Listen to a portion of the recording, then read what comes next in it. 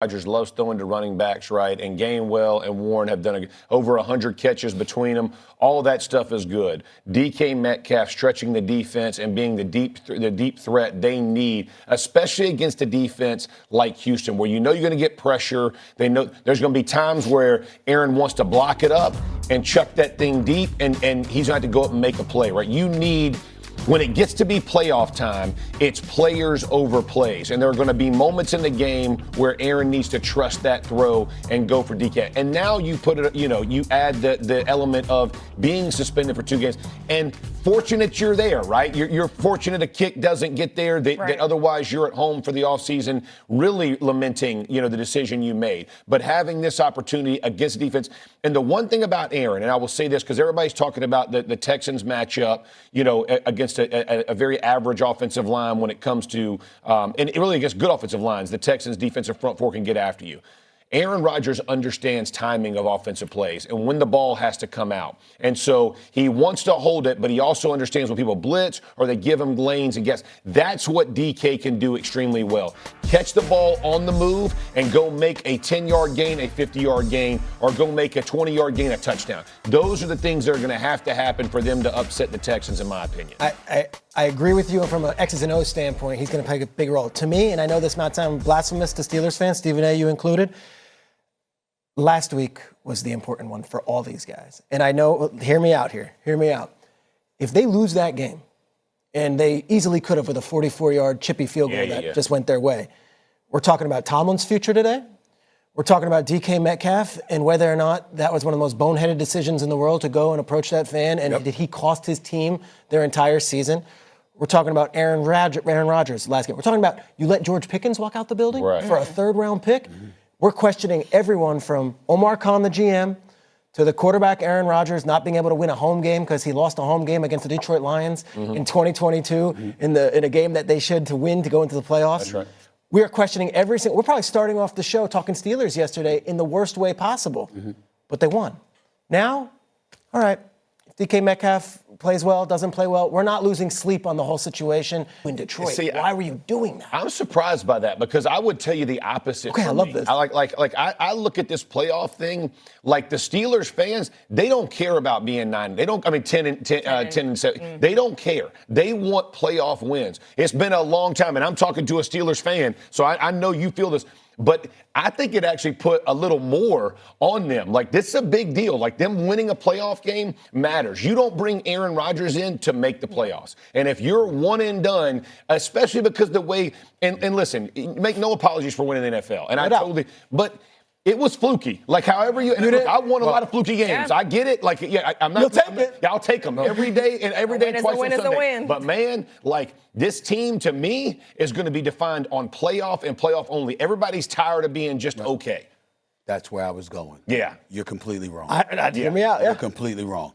Not because of what you're saying. The details of what you're saying are on point. I'm saying it ain't go away because they won last week. First of all, we know your ass should have lost. Yeah. Because that missed field goal by Luke. I mean, that you're not supposed to win that game. And Boswell missing the extra point. Yeah. Are you kidding me? I mean, you got to be kidding me, all right? And for Aaron Rodgers to ball out the way that he did, that pass to Thielen, that pass to Frymouth, that's what we want to see. See, all of this dipping and dunking, all right? Quick screenplay. I'm tired of all of that. Why? Because of the inordinate amount of times they do it. Because you're saying we don't have the courage, we don't have the confidence that we can go downfield. So to see Frymouth downfield, to see Thielen downfield, okay? To see you hit on Austin down the field, to see that. We want to see that. That's what we want to see from Aaron Rodgers. That's what we want to see from a passing game, particularly when you let go of George Pickens. That's a third-round pick, okay? I'm looking at DK Metcalf. Let's keep it a buck. And I love him. I love him as a person, and I love him as a receiver. Only thing that I would say to the brother is this. DK Metcalf, do you understand what forget me, I ain't saying nothing, man. I got nothing but love for you. They do too. Do you understand how you would have felt if the Steelers season was over because you were not on that field? Could you imagine what his offseason? It'd have killed him. It'd have killed him. It'd have been the worst possible thing. The fan wanted to provoke that kind of reaction. It's set up for you to do that.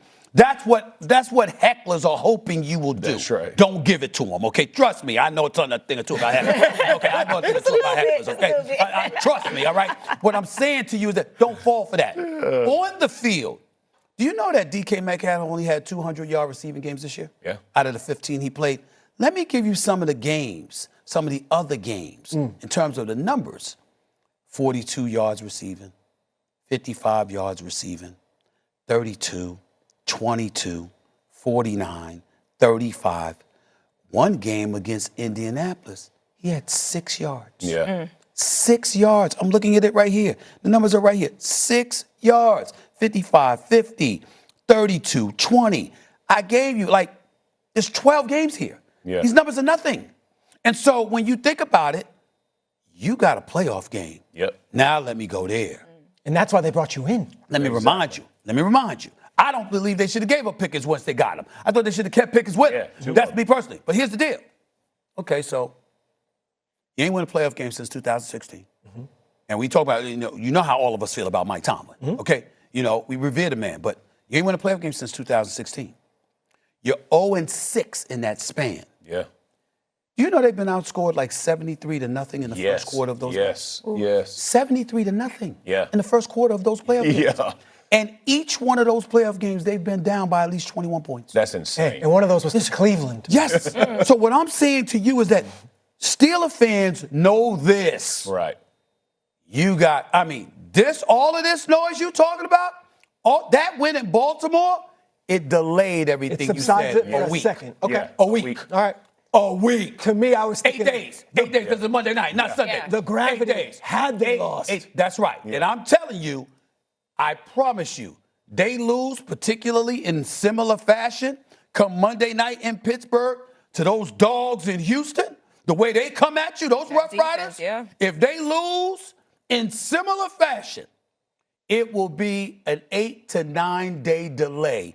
And right then, next Tuesday, Same thing? I'll see you, and it'll be the same thing. This is not going away. You brought here to win a playoff game.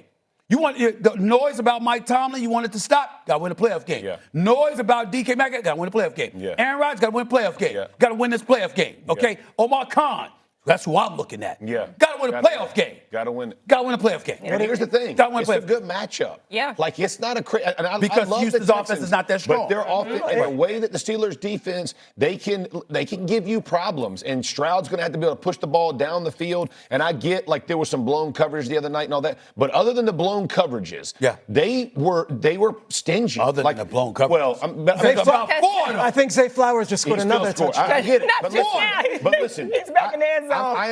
I've been in a locker where you're like, hey man, this is what happened on those, and two of the same, almost exact same play, Yes. right? Yeah, both the same Flowers. Yeah. So as you're looking at these things from a defensive standpoint, you go back and go, hey, that's correctable. That ain't like we just got hit in the face and can't stop it. Let me tell you the difference. The Steelers from the other night and the 49ers from the other night. You come back from the 49ers, you're like, Bo, what do we do? I just got punched in the mouth and couldn't do nothing about it. The Steelers go, blew some assignments, gave up some, but man, we played a little. That is the only part you're missing. They gave up points early. They came back down 10-0, came back, blah, blah, blah. That Houston defense, you can't give them you can't give them no room. Yep, you can't give them no room. That's what I'm about. Yeah. You can't spot Houston 10 points. Not that defense. No. Not that defense. No. You can't spot them 10 points. And remember, Aaron Rodgers is a stationary target. He ain't running no more. Yeah. He's a stationary target for the most part. That's a problem. Yeah. That's a problem. What did Tomlin do to the camera? And they blew a kiss. No. When he blew the kiss, it could have